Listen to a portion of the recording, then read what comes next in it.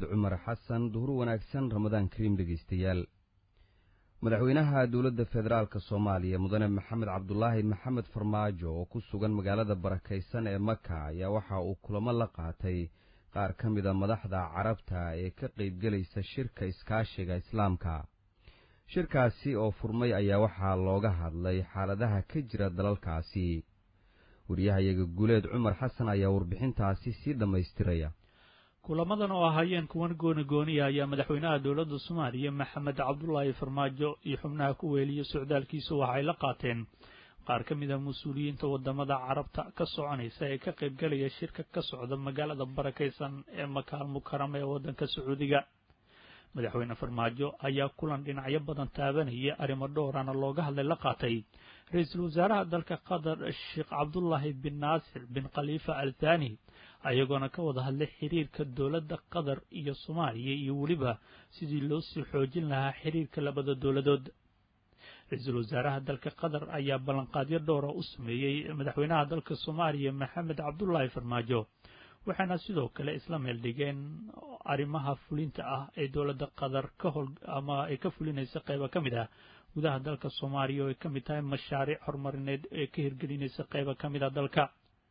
madaxweyne farmaajo ayaa ra'iisul wasaaraha dalka Qatar uga mahadceliyay kulanka ku dhexmaray dalka Sacuudiga iyo waliba taageerada dowladda Qatar ee waqti waliba la garab taagan tahay dowladda federaalka Soomaaliya. dhinaca kale xubnaha uu la kulmay madaxweynaha Soomaaliya waxaa ka mid ah madaxa golaha militariga kumeel gaarka ee dalka Suudaan sareeya guud Cabdi Fataax al-Burhaan. labada mas'uul ayaana ka wada hadlay arrimo quseeyo xaaladda dalka Suudaan iyo isbedelada ka dhacay dalkaas oo hoggaanka u hayaan taliska militariga wadanka Suudaan wixii ka dambeeyay afgambigii lagu sameeyay madaxweynaha wadankaas Umar al-Bashir. madaxweyne farmaajo iyo sidoo kale mas'uulkan ka socday dalka Suudaan ayaana si gaar ah waxay uga wada hadleen arrimo quseeya xaaladda dadka Soomaalida oo ardada u badan ay ku nool dalka Suudaan iyo sidii aysan u saameyn lahayn arrimaha ka soo cusboonaada dalka oo ku aadan dibadbaxyada afgambiga dhaliyay ee ka soconaya weli qaybo ka mid ah dalkaasi Suudaan dadkuna ay wax uga tabanayaan hoggaanka militariga iminka talada haya ee dalkaasi. madaxa kumeel gaarka ah dalka Suudaan ee dhanka militariga ayaa madaxweyne farmaajo u ballan qaaday in si gaar ah loo ilaalin doono xaaladda dadka Soomaalida waa sida ay noo sheegeen ila ku dhow madaxdii ka qayb gashay shirkaas labada mas'uul ku dhexmaray magaalada Makka al-Mukarrama ee dalka Sacuudiga.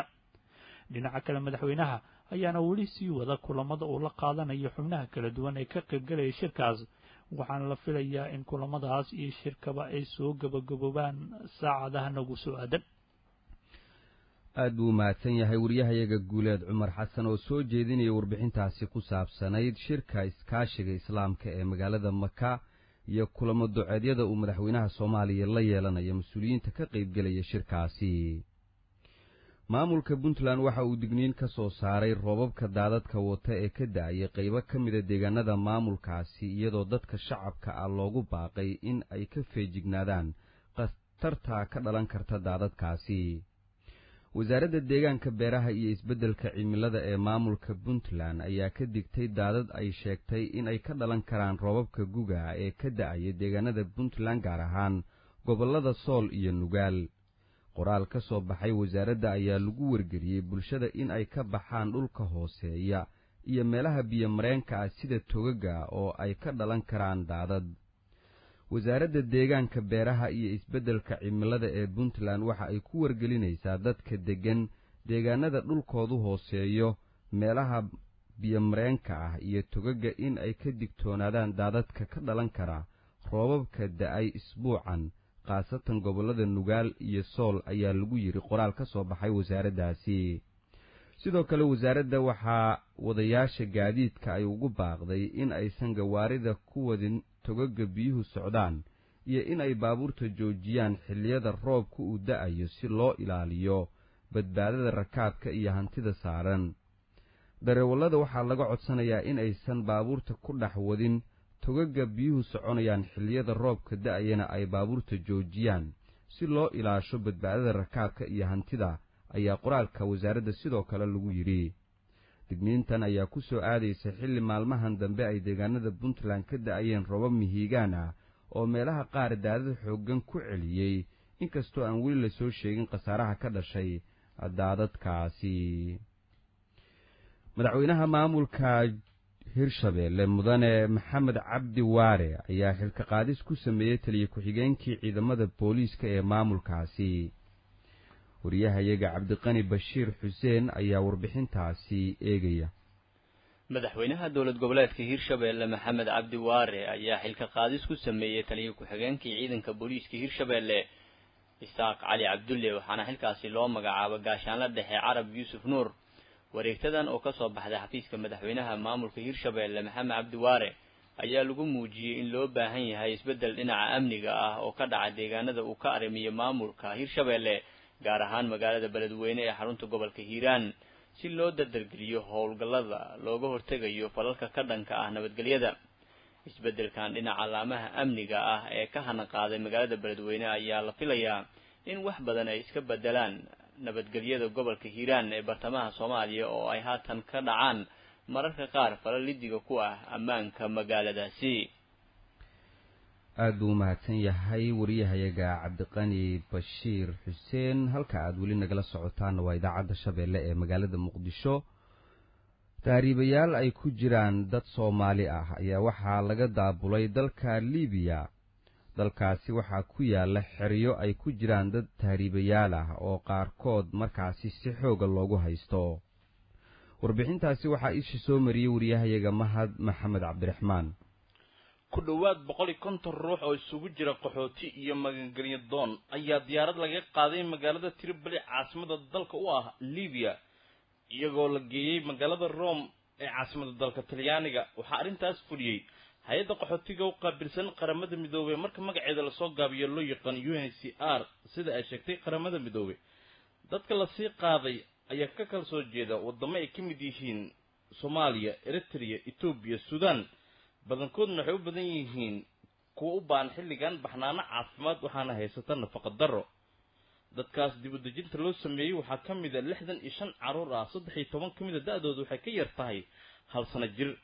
mid ka mid ah caruurtaas waxa uu dhalan yahay xilligan 2 bilood. dad badan oo quudareynaya in ay Yurub aadaan ayaa ku xayiran Liibiya. qaarkood waxaa lagu xiraa xarumo dadka lagu hayo oo xaaladoodu aad ugu liidato. xaaladda sidan haddii si ahaato way ka sii daraysaa dagaalka ka socda magaalada Tripoli. Jean Paul Caferri oo ka tirsan hay'adda UNHCR oo ku sugan Liibiya waxa uu sheegay in loo baahan yahay in la sameeyo daadgurayn bini'aadanimo oo dheeri ah. tani ayaa imaanaysa xilli dad badan oo ay Soomaali ku jiraan weli ku dhibaataysan yihiin qaybo ka mid ah dalka Liibiya. aad buu mahadsan yahay wariyahayaga mahad maxamed cabdiraxmaan. ra'iisul wasaaraha dowladda Soomaaliya mudane xasan cali khayre ayaa waxaa la sheegay inuu maanta soo xiray imtixaanaadkii shahaadiga ahaa ee ardayda dugsiyada sare uga socday magaalada muqdisho. maalmihii ugu dambeeyey magaalada muqdisho iyo qaar ka mid a gobollada dalka waxaa ka socday imtixaanaadkii midaysnaa ee ay dowladdu qaadaysay kuwaasoo mar dib u dhacay inkastoo markii dambe ay ku guulaysatay wasaaradda waxbarashada ee Soomaaliya in imtixaanaadkaasi si saxan loo qaado. halka wararkaasi duhurnimo dhegeystayaal aad kala socotaana waa idaacadda shabeelle ee magaalada muqdisho. Iiraan ayaa ku eedeysay Sacuudiga in ay kala qaybsanaan ka dhex abuurayso gobolka si ay ugu faa'iideyso Israa'iil kadib markii boqortooyada ay martigelisay kulan madaxeed ay leeyihiin hogaamiyaasha Carabta iyo Khaliijka oo lagu raadinayo taageero ka dhan ah Jamhuuriyadda Islaamiga ah. Sacuudi Carabiya waxa ay wadaa inay kala qaybsanaan ka dhex faafiso dalalka Islaamka iyo kuwa gobolka taasi oo ah wax ay jecel yihiin maamulka saxnuuniyadda. waxaa sidaasi yiri afhayeenka wasaaradda arrimaha dibadda ee Iiraan Sayid Abbas Musavi.